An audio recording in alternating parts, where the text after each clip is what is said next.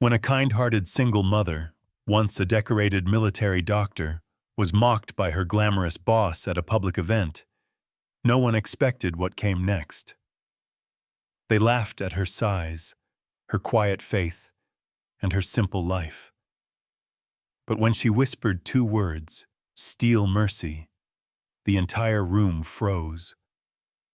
Behind that gentle smile was a woman who'd saved lives under fire, carried children through chaos, and buried truths powerful people wanted forgotten. As her hidden past resurfaced, the very empire that mocked her began to tremble. This isn't just a story of revenge. It's a story of redemption, faith, and the unstoppable courage of a mother who refused to break. You'll never forget Steal Mercy. The old naval hangar at Port Ardent was dressed like a promise. Strings of Edison bulbs ran from girder to girder. Banners for Harrington Marine Systems rippled gently in the HVAC breeze. And a small stage, polished wood and good intentions, waited for the Port Ardent High Orchestra. The program said the gala would celebrate innovation and the arts. But everyone knew why the folding chairs were full. The music department needed $10,000 by June, or they'd lose half their instruments and most of their soul. Naomi Brooks eased in along the side wall, trying not to draw any eyes. It wasn't that she could hide. She was a big woman with a gentle stride and a face that always looked like it had just said a prayer. But she had practice in moving like a soft echo. She wore a navy dress from the thrift store, mended at the seam, and carried a tote with a spare albuterol inhaler tucked between sheet music and hand sanitizer. Ezra, her 12-year-old, lay feverish at home on Pastor Linda's couch with cartoons low and a cool cloth folded just right. "Text me if his temp spikes," Naomi had told her, touching her cross and the back of Ezra's hand in one motion. She had promised herself she'd stay only through the orchestra's first piece, then slip out into the night and back to the apartment that still smelled faintly of Vicks. A hush pooled across the hangar as the CEO took the floor. Miles Harrington looked exactly like the business magazine covers said he would. Tall, silver at the temples, immaculate in a tux that seemed more manner than fabric. When he spoke, his voice carried warmth like cedar smoke. "Tonight," he said, "we put our money where our hearts already live." He thanked donors, nodded toward the students rosining their bows, and introduced his senior staff. Brielle Stanton stepped forward as if the floor had expected her.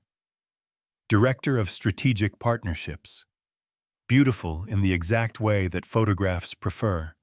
Champagne hair, deliberate smile, a dress that turned heads and declared victory in the same breath. She handled the crowd like a fencer, deft, glinting, precise. And when her gaze skimmed the room, Naomi felt that old impulse to choose a position with clear exits. Muscle memory. Lifetimes ago, in another country, in a concrete room that smelled like bleach and dust, she'd stood with a hand on a boy's carotid and prayed through gritted teeth while mortars counted seconds over their heads. The orchestra tuned, the room sweetened with expectation. Naomi's stomach fluttered. She rubbed the edge of the tiny Damascus cross Ezra had made in Sunday school, cardboard wrapped in aluminum foil, still miraculously unbent, and checked her phone. No new messages. "Thank you," she breathed, not quite out loud. "Mrs. Brooks?" A woman in a slim black suit had drifted to her. Quinn Sable, head of security. Naomi had caught the name from the program. The woman's eyes were observant without being hard. "You signed on as a parent chaperone, yes? Thank you for stepping in last minute." "Of course," Naomi said. "I'll have to duck out early. My son's under the weather." Sable nodded. "Understood. If you need an escort to your car, just flag me." She glanced at Naomi's hands, as if some small detail had snagged her attention, then moved away, polite as a shadow. The students began. The adagio came like a sigh broken into notes, and for 4 minutes the world forgot the price of everything. Naomi felt her throat tighten the way it did in chaplain tents and ICU waiting rooms, the way awe and sorrow sometimes arrived holding hands. She thought of Ezra asleep, the rise of his chest, the uncomfortable chair she'd sit in later and call comfort anyway. After the applause, donors migrated toward the stage for a meet and greet that had the choreography of a wedding line. Naomi tried to hold her place along the wall, but the tide of bodies pulled her to the edge of the receiving knot, where Miles stood with Brielle and a few board members. Close now, Naomi could hear Brielle's laughter, light, slightly sharp, the kind of laugh that asks a room to choose a side. "You're one of the parents?" Brielle asked, eyes dipping to Naomi's name tag, as if reading a resume. "Naomi Brooks. Lovely. Are you with the PTA or—" Her smile brightened, then focused. "Wait. You have that posture."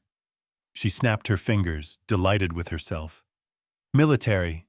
Let me guess. Admin or supply?" A few people chuckled. Naomi gave the practiced, safe smile she used at triage when families wanted miracles the pharmacy couldn't fill. "Long time ago," she said. "Different life." Brielle's gaze flicked to Miles, performing for him as much as anyone. "Well, thank you for your service," she said with a lilt that sounded like it had heel caps. "What was your call sign, hero?" The word hero landed like a paper cut. Naomi felt heat crawl up her neck, then her training arrive.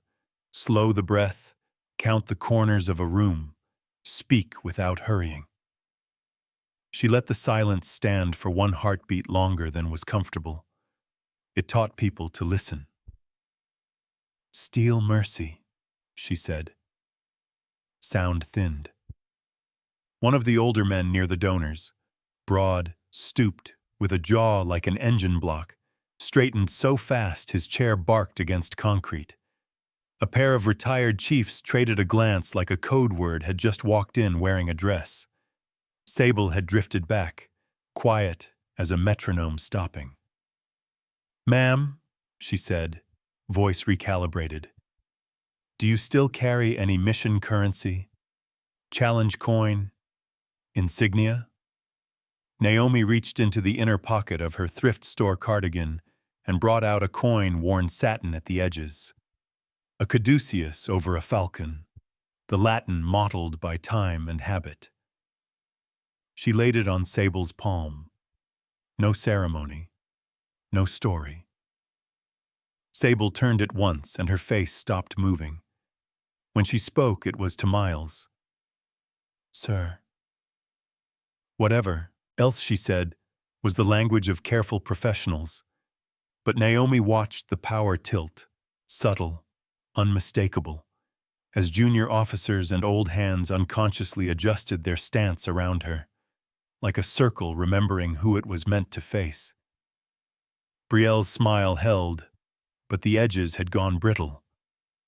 "Charming," she said too brightly. "Well, good to know we've got all kinds of heroes in the house."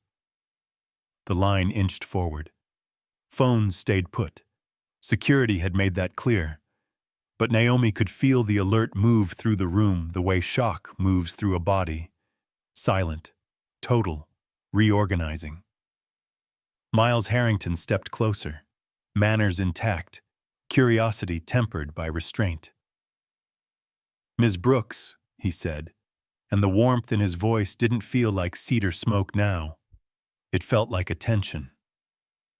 "Thank you for being here for the kids."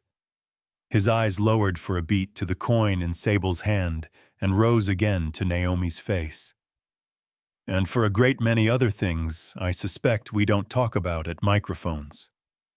Naomi's phone buzzed in her tote. She glanced down, thumb already moving.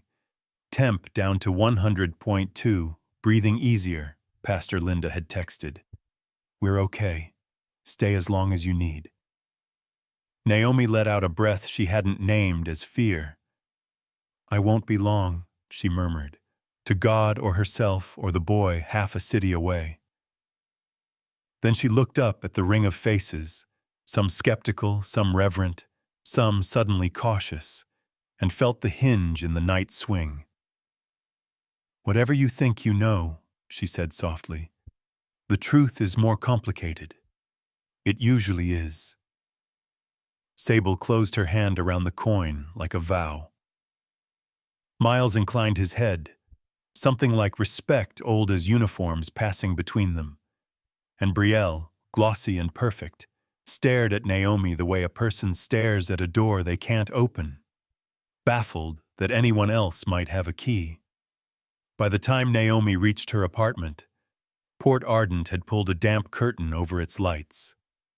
She let herself in quietly, so as not to wake Ezra, but the boy was already propped on Pastor Linda's couch, cheeks dewy with fever sweat, and a cartoon murmuring at low volume. Pastor Linda looked up from her knitting with eyes that could read a pulse from across a room. He dipped to 100 even and stayed there, Linda said softly. No wheezing for the last hour. Thank you, Naomi breathed, the prayer landing in the space between them like a shared blanket. She brushed Ezra's hair back with a nurse's touch and a mother's tenderness, checked his nail beds, watched the rise and fall of his chest. The old instincts never left. They'd only been repurposed into bedtime guardianship and insurance forms and answering the question, are we okay? 100 times a week without lying. When Ezra's lashes drooped again, Naomi went to the cupboard and pulled down a dented metal lockbox, the color of a midnight storm. She set it on the kitchen table as if it might wake something, then sat with it for a while. 4 counts in, she told herself. Hold 4. 4 out. Hold. She taught that to families on gurneys and to herself in stairwells that smelled like antiseptic prayers. Now she breathed it here, under a ceiling with water stains shaped vaguely like maps. The key rode her necklace, behind the little cross. The lock murmured open. Inside lay a folded flag that had traveled home in a dress blue lap, a laminated badge with a barcode that no longer scanned, 2 challenge coins, and a photograph whose edges had gone soft with time. The picture was mostly shadows, a rough-hewn room, a girl clutching her brother, a woman's gloved hand spread wide across a child's back like a promise. Someone had scrawled a date on the back in greasy pen. Cairo, not Damascus. That's what the briefing had called it to the families once the names were laundered and the failures pressed flat into passive voice. Naomi touched the coin with the falcon and caduceus and let the night in Cairo arrive. They'd called her Steel Mercy as a joke at first. How she could slide a 14 gauge into a vein while a room shook itself apart and still say, honey, you're doing so good, like Sunday morning had snuck into Thursday night. She was the senior field surgeon embedded with Task Unit Gideon, a shadow stitched to other shadows. The target was supposed to be a quick snag, a financier who moved money through deserts and fiber lines with the same unholy ease. Abort order came while the team was staging in a walled courtyard 2 alleys from the objective. Radio traffic was muddy. The map on her wrist showed a door where a wall should have been. Then the crying started. Thin, threadbare, human. I've got voices, one of the operators whispered. Not on packet. Negative, the voice in their ears said. Abort. Exfil wrote blue. Naomi heard the sound again and knew the shape of it the way a mother knows her own child's cough. The men looked to their officer, and he looked to her, the only one there who'd spent years declaring what life refused to surrender. "Doc?" he said. If she answered by the book, they'd leave and someone would write a sentence with the word regret in it, and the file would grow cold in a cabinet the color of winter. If she answered like herself, they'd break a door and invite the worst kind of math. "Children," she said. 3, maybe 4. We don't have 20 minutes to wait for clean intel." The officer closed his eyes once, opened them, and nodded. The entry was violent but quick. Inside, 2 boys, a girl, a woman gagged, wrists lashed behind a pipe. Naomi's hands learned them like scripture. Airway, breathing, circulation. She cut zip ties with trauma shears, bundled the smallest child under her plate carrier like a parcel of rain. When the first shots came, they were the practiced kind. Angles chosen, crossfire set, patience built into the trigger squeeze. Not a stumble, not an accident. And point, ambush waiting for the version of them that followed orders. "Blue is burned," someone barked. "We're making green now." Green was 11 kilometers too long and lived through places that ate men. Naomi ran anyway, prayer dividing itself into oxygen and forward. The woman fell. Naomi picked her up by the belt and hauled. A round, chewed rebar 2 inches from her skull and sang like a tuning fork. She tasted pennies and kept moving. She pressed a dressing into a chest wound and told a boy to sing his ABC, because breath is a stubborn thing, and sometimes it needs a task. They lost 3 before dawn. She knew their names like the Lord's Prayer and never said them in the same order twice, as if that would keep grief from setting like concrete. The official report called it an overextension following failure to comply with an abort directive. It did not mention the missing paragraph in the comms log, or how the enemy had been waiting at Blue as if they'd seen the slide deck. The next week, a meeting in a windowless room. A young officer with a resume built like a ladder, then Lieutenant Commander Rhea Stanton, intelligence liaison, clicked through a presentation about fog of war and lessons learned and regrettable outcomes. Naomi asked about the timing on the abort call. Stanton smiled with all her teeth. "Doc, I'm sure you understand how dynamic these environments are. We can't litigate every second." Later, someone else pulled Naomi aside, hand warm on her elbow. "Let it go," he murmured, eyes already tired of the truth. "If you push, the machine pushes back." She did not push. She went home, changed jobs, raised a son, learned the topography of a small town's kindness. She put the box on a shelf and did not open it until tonight. Her phone buzzed on the table, a number with too many zeros. She answered anyway, because cowards like darkness, and she had never granted it that much courtesy. A voice came through, flattened by a machine. "Walk away, Steel Mercy. Think about your boy." Naomi let the silence teach the caller to listen. "I am," she said finally. "That's why I won't." She hung up and wrote a list. Doors to reinforce, routes to vary, which neighbor had the eyes that saw everything and pretended to see nothing. The old training slid back into place like bones into sockets. Minutes later, another vibration. This time, Quinn Sable. "Ms. Brooks, I'd like to arrange a quiet conversation, off-site. There are people who should have listened 16 years ago. We're listening now."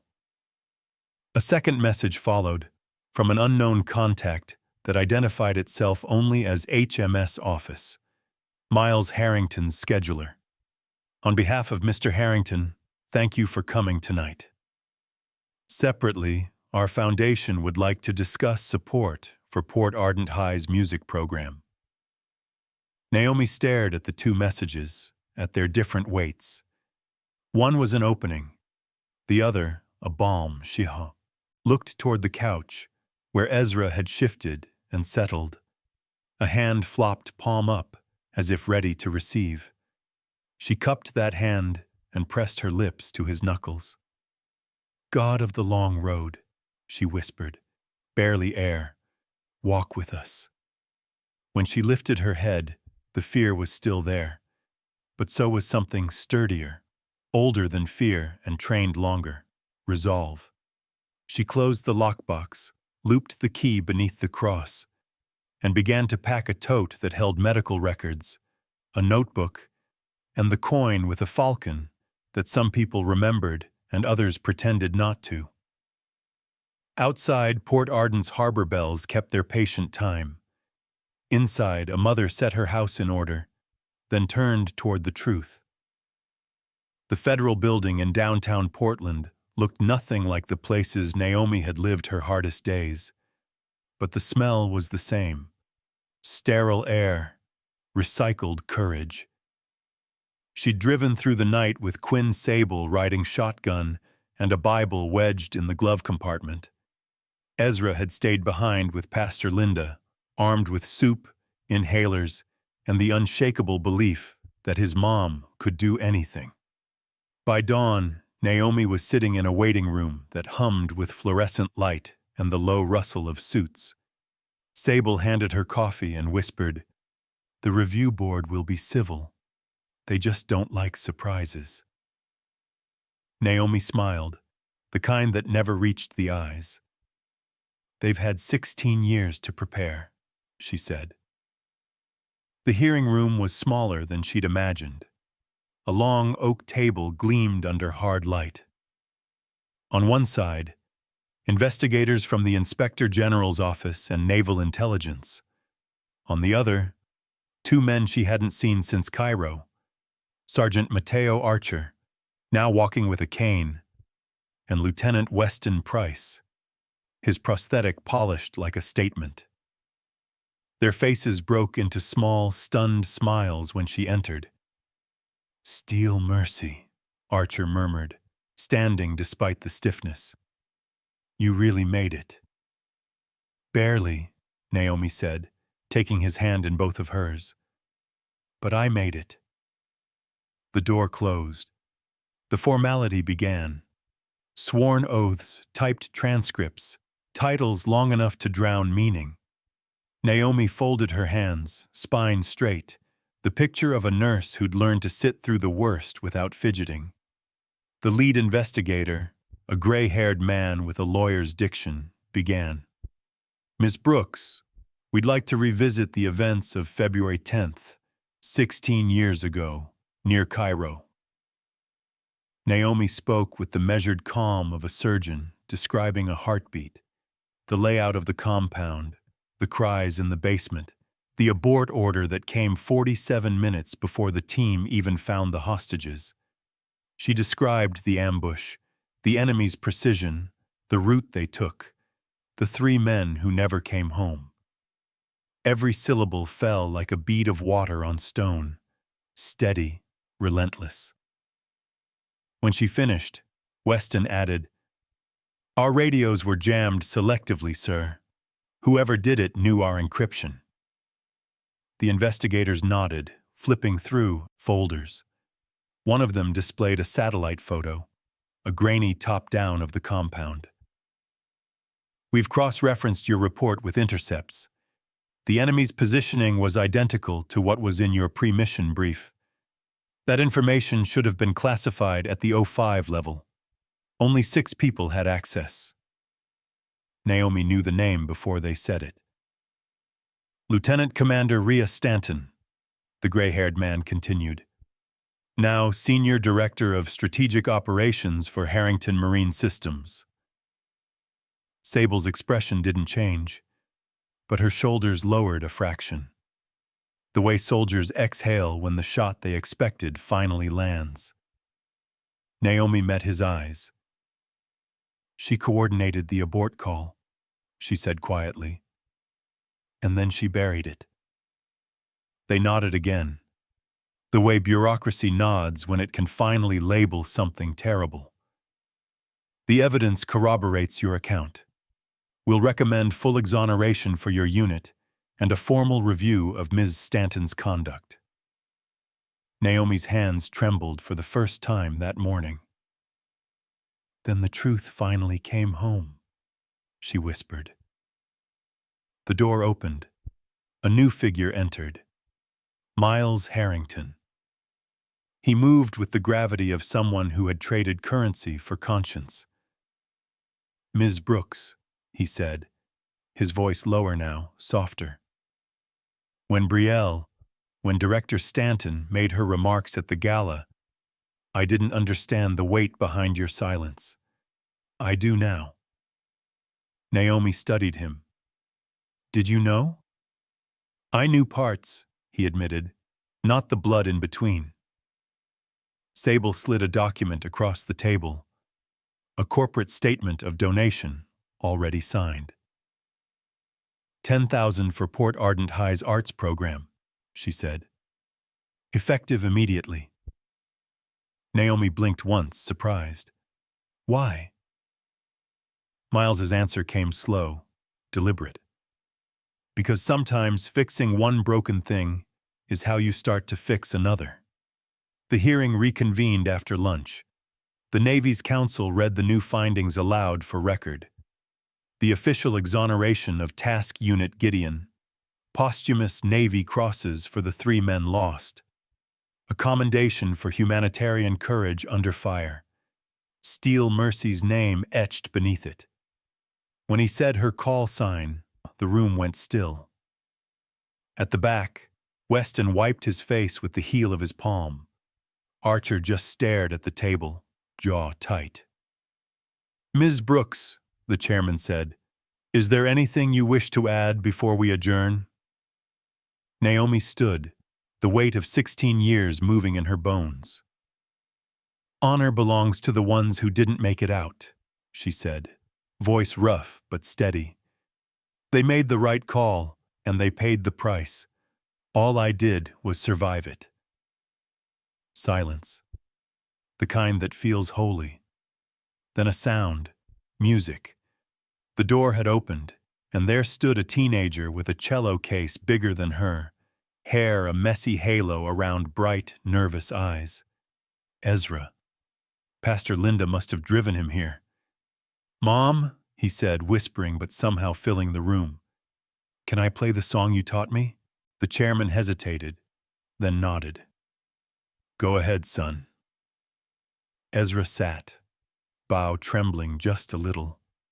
The first note came shaky, the second true, the third clear as a bell in a chapel. He played the same adagio Naomi had heard at the gala, slow, aching, whole. Every eye turned, every breath held. By the end, there were tears on medals and papers alike. When the last note fell, Naomi walked to her boy and knelt. You did good, baby, she murmured. So did you, Ezra said, smiling through the fever's leftover pallor. She turned to the panel.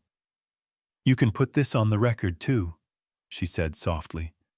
Sometimes Mercy wears steel. Sometimes it plays cello. Miles Harrington stood first, leading the applause that wasn't in any protocol manual. Naomi gathered Ezra close and thought, the truth is lighter than the lie, but only when you've carried it long enough to understand the weight. 3 weeks after the hearing, Port Ardent had gone back to its slow rhythm, the sound of gulls over the docks, coffee cups clinking in diners, and the hum of outboard engines starting up at dawn. Naomi's small apartment smelled of sea salt and lavender detergent again. She was back to mornings with Ezra's cough syrup, oatmeal with too much honey, and the comfort of knowing the rent would be paid on time for once. But something had changed. The metal box no longer sat hidden on the highest shelf. It rested openly on the mantel beside Ezra's school photo and a vase of marigolds. The folded flag was still inside, but Naomi had added a single new item, a program from the hearing, signed by the surviving members of her unit. Every day she looked at it and whispered, "We did it." Not for victory, for peace. One golden Saturday, while Ezra practiced cello near the window, the rumble of a truck rolled into the courtyard. Naomi peered out and felt her throat tighten. Two men stood there, grayer, slower, but unmistakable, Archer and Weston. The ghosts she'd once carried had driven across 3 states to find her. "Permission to come aboard, Doc?" Weston called, grinning, his prosthetic glinting in the sun. Naomi laughed, a real deep sound that surprised her own ribs. "Only if you brought stories instead of trouble." They stayed all afternoon, sitting on lawn chairs borrowed from Pastor Linda's church. They talked about everything except Cairo for a while. Grandkids, fishing, Archer's back surgery, Weston's new therapy dog. But as the sun dropped, the air turned soft with truth. "We're visiting the families next week," Archer said. "Donovan's widow, Kramer's mom. They know what really happened now. They deserve to hear it from us." Naomi nodded, fingers tracing the rim of her mug. "Tell them I never stopped praying for them." "You could come," Weston offered. Naomi looked toward the window, where Ezra's cello hummed through the thin walls. "I think my place is here now," she said gently. "He's still got a few battles of his own." The men understood. Heroes always do. As dusk came, Miles Harrington appeared at the gate, still in his tailored coat, but with a humility that didn't look borrowed this time. "Ms. Brooks," he said, "we've increased the donation for the music program. Anonymous donors matched it 3-fold. Your son's orchestra will have new instruments by fall." Naomi smiled, eyes glinting. "I hope you told your director of operations the good news." Miles exhaled. "She resigned yesterday," he said quietly. "Effective immediately." He hesitated, then offered an envelope. Inside was a short note in Brielle Stanton's neat handwriting. "Thank you for reminding me what courage looks like." Naomi read it twice, folded it once, and slipped it into her Bible.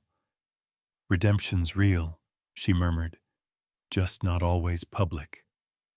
That evening, after everyone left, she and Ezra walked to the pier. The harbor was black glass, reflecting a sky brushed with violet. Naomi handed him a mug of cocoa and took her coffee. They stood shoulder to shoulder, watching the tide pull back. "Mom," Ezra said, "you're not scared anymore, are you?" Naomi thought about it. About Cairo, the ambush, the hearing, the long nights praying through asthma attacks and unpaid bills. She let the sea answer for her, a slow exhale against the rocks. "Not scared," she said, "just grateful." Ezra nudged her arm. "Pastor says God keeps receipts for every tear." Naomi chuckled softly. "Then he must have a warehouse with my name on it." Behind them, the town lights blinked awake. From somewhere down the pier, a bell buoy rang in rhythm with the tide. Ezra raised his mug in a little toast. "To steal mercy," he said with a grin. Naomi clinked hers against his. "To Naomi Brooks," she corrected gently, "and to whoever she gets to be now." He leaned his head on her arm. The wind moved through their silence, and for the first time in 16 years, it wasn't carrying ghosts, only peace. Later, back at the apartment, Naomi checked her phone before bed. A message from an unknown number waited. "For what it's worth, you did the right thing." Naomi didn't reply. She didn't need to. Some stories closed better in quiet. She turned off the lamp, kissed Ezra's forehead, and stood by the window. The moon traced the harbor in silver. Somewhere out there, 3 names carved into metals glowed under the same light.